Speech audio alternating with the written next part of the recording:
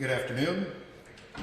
I received a call earlier today from Kansas City Chiefs President Mark Donovan informing me that the Chiefs currently intend to leave Arrowhead Stadium upon the end of their lease with Jackson County following the 2030 season. Shortly thereafter, I received a very gracious call from Kansas Governor Lori Kelly informing me of the same. I also have spoken this afternoon with Governor Mike Kehoe and Jackson County Executive Phil Lavoda concerning both the Kansas City Chiefs and the Kansas City Royals. While the teams are tenants of Jackson County, Kansas City government has worked hard along with the state of Missouri and our new county administrative team to put before the Chiefs a compelling offer of more than $1.5 billion in public support for the Chiefs to remain at their legendary home at Arrowhead Stadium. One city or one county cannot outmatch competing offers from a state in modern professional sports, and our collaboration with our Missouri partners has been essential. Although our conversations with the team extended to as recently as late last week, we understand that our very fair and very responsible financial offer of taxpayer support was surpassed thus far by an even more robust public financing package in Kansas. We are professionals and understand the Chiefs have a business to run, and today that the Chiefs made a business decision.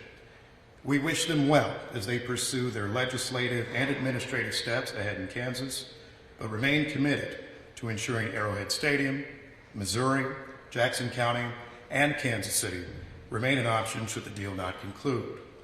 In the event a new Kansas-based facility is built, we will wish them great success in their new suburban home.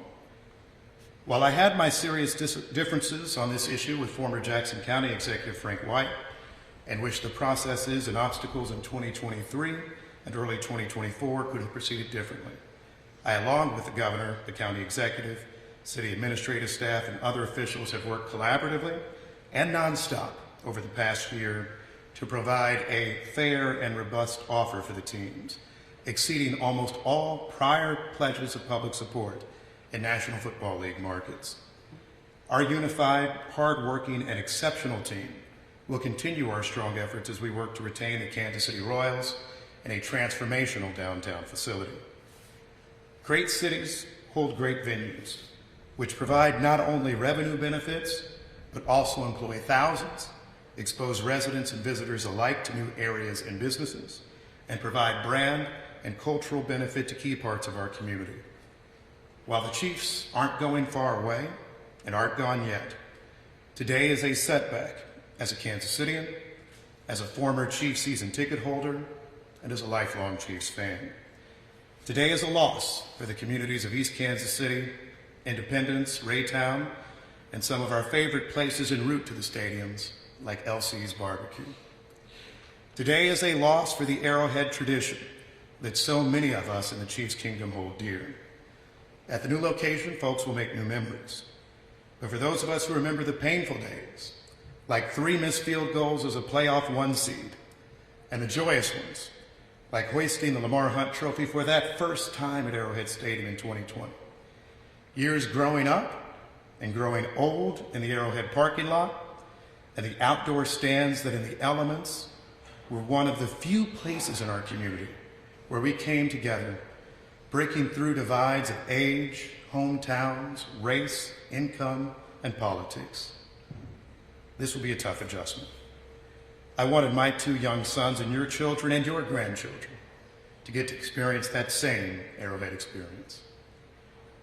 Years ago as a kid, my family was homeless for a while, and we lived in a motel not too far from the stadium. I knew we struggled, but I believed nothing was cooler than living within a stone's throw of what I thought then and think today is the greatest stadium in football. Like a lot of parents in Chiefs Kingdom, my single mother scraped some money together to get me to Arrowhead Stadium for my first game. 300 level upper deck for a 30-7 preseason loss against the Buffalo Bills in 1993. I've been hooked ever since. Business decisions are a reality, and we all understand that. But Arrowhead Stadium is more. It's family, it's tradition, and it's a part of Kansas City that we will never leave. Are there any questions for any of you? Yes, ma'am. Clark Hunt spoke to media over in Topeka. He mentioned that it felt like Kansas had a more united front, and it felt like he was speaking to Kansas City, Jackson County, and the state of Missouri separately.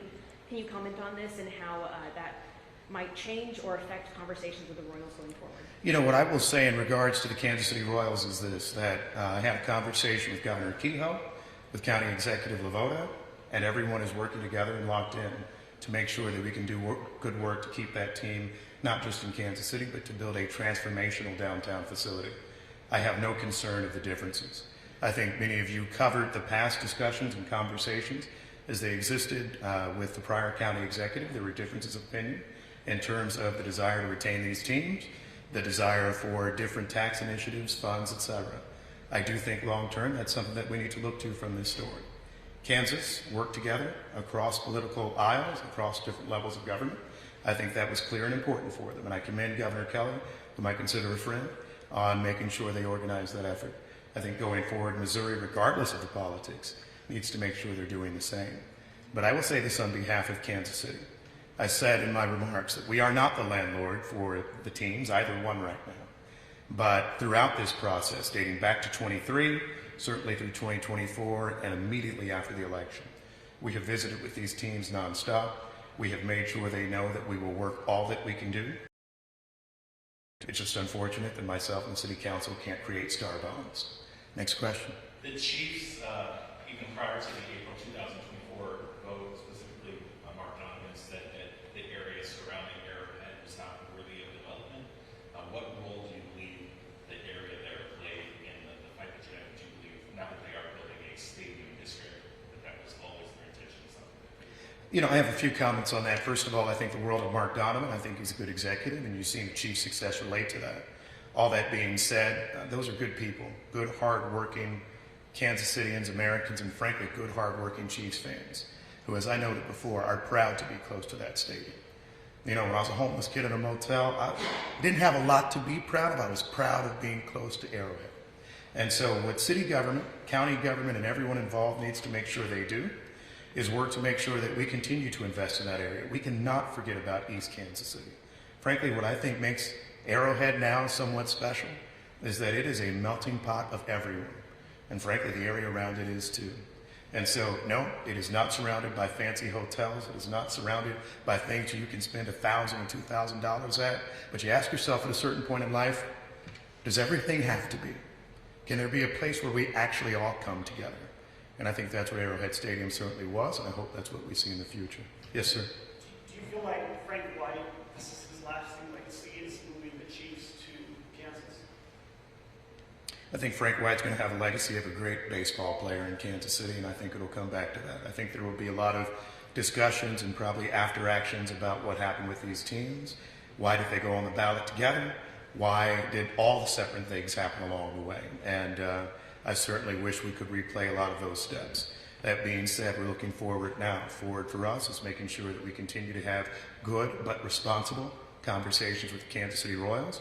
Because the other thing that I didn't hear, and I watched the press conference in Kansas, and I watched further discussions after that, a redirection of taxpayer funds are still redirections of taxpayer funds.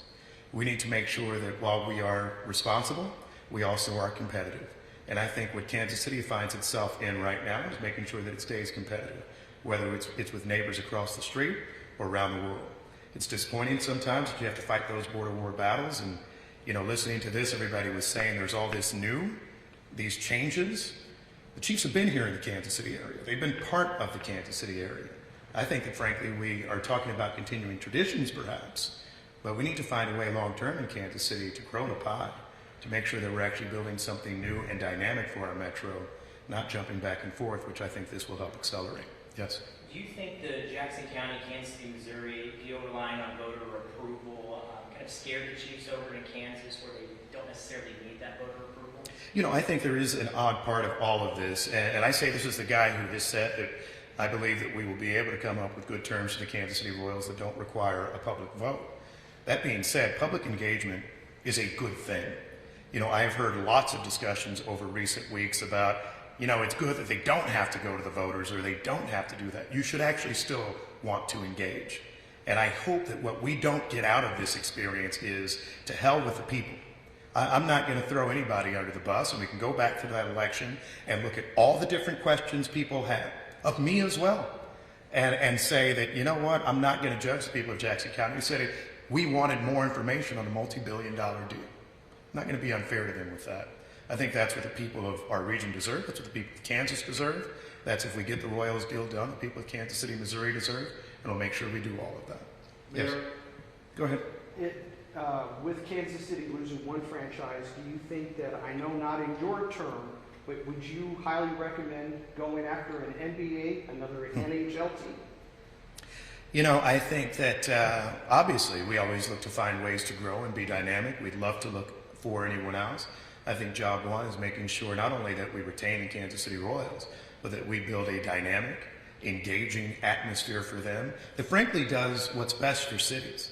If you look at what we've done with the Kansas City Current, building on the riverfront, the most successful development you've seen on the riverfront there in about 100 years in Kansas City, connecting it to public transportation, doing good mixed-use development. You know, everything that was talked about in that press conference earlier today is being done right now for a women's professional sports facility in Kansas City. That's what we need to build for the Royals. That's what we need to make sure we build. And frankly, that's what this region needs to do more of. I don't think we need more scattershot development in different places. What we're committed to doing in Kansas City is building up the core of our community. Mayor, last week it was Lockton, this week it's the Chiefs. Is Kansas City capable of holding its own economically in an era of renewed competition with your neighbors to the west? You know, I will speak to this whole idea of what's happening and existing in Kansas City right now. You know, I don't see the Lockton move as a rejection of Kansas City. It was an incentive deal where they were provided about $180 million to go to Greenfield and Leawood, Kansas, ironically on State Line Road, so still using a lot of the same resources. In this Chiefs deal, you're looking at a $3 billion type development, 70% funded by the taxpayers, and they may be the taxpayer, but nonetheless money that would otherwise go to public needs. I think that what we are in the midst of is figuring out how we actually build up in a way that's appropriate for Kansas City. We can do a lot of things and deplete the Kansas City public schools, deplete the Kansas City Police Department, deplete public resources long term. We have to find a way to come up with a good balance. I do think, however, that this is certainly a time where if anyone was confused about whether there's a border war in place, and I read the pieces and I have disagreements with people who say, oh, it doesn't count if it's a sports team, even though they're very much a business. It doesn't count if it's a local government that actually gives the incentive rather than the state. I think that's hogwash. I think that we are seeing ourselves in a hyper-competitive moment with local jurisdictions, with our neighbors, with border communities. I think that is incredibly regrettable long-term for Kansas City, the area broadly, but I think this is something that we'll have to live in and with, and as part of that, we're going to make sure we compete like hell for all the best businesses for Kansas City, for every entity that might be in this area or beyond for Kansas City long-term. This will be our last one before you leave. In terms of the competition, is momentum on Kansas' side for the Royals? I don't believe so at all. I think that, now obviously we had conversations with the Chiefs till late last week, but we continue to have conversations with the Royals. I listen to what the Royals have said over the years. They said at the beginning a transformative downtown facility was what the goal was. And therefore, I think if you're looking at a transformational downtown facility, you go downtown, and you go to the downtown for this region. And I would say this other warning as we talk about border wars and other such issues. I don't actually care that much about Missouri, Kansas. I care about a healthy region. I'm a child of Kansas City, right? My kid was born at KU Med. I work at the University of Kansas, right? I don't care about that. I do care about a strong core to the region. Our peers in the city of St. Louis have been dealing with years with decline in the core city that ultimately has an impact on suburban areas. What we have got to make sure we decide to do in Kansas City is not abandon the core of our city like we did in generations past. We have made outstanding progress over the last 2.5 decades. It needs to continue. And in terms of next steps, we need to make sure as a region, as a civic community, as more, that we do more of that. Is there a timeline for the Royals? There is not a timeline for the Royals other than Kansas City believes that it's put forward with our partners a compelling offer. We'll continue those discussions on it, but we'll continue to work well with them. And like I said before, even though it doesn't get you the clicks and the news, we don't largely negotiate in the press. We respect our colleagues in connection with that, but we'll continue to have robust discussions, and I'm excited to be aided by the governor and the county executive with all of that. Thank you all so much.